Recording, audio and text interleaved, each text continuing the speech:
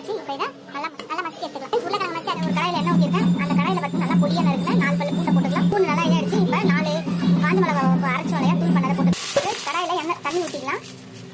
தேவையான உப்பு போட்டுக்கலாம். தண்ணி கொதிக்கணும். ஃப்ரெண்ட்ஸ் தண்ணி கொதிக்க ஆரம்பிச்சிச்சு. 1 கப் அரிசி மாவு போட்டுக்கலாம். போட்டு கலந்துக்கலாம்.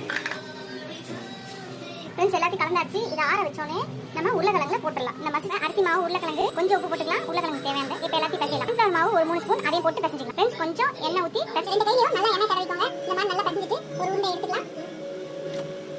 இந்த மாதிரி ஒரு கட்டர் போர்டு எடுத்துக்கோங்க. எடுத்துட்டு அதில் நல்லா அங்கங்கே இந்த மாதிரி குட்டி குட்டியாக நம்ம கட் பண்ணிக்கலாம். இந்த மாதிரி எல்லாத்தையும் இந்த மாதிரி பேசி எடுத்து வச்சுக்கலாம். எடுத்துட்டு ஏன் கடாயில் எண்ணெய்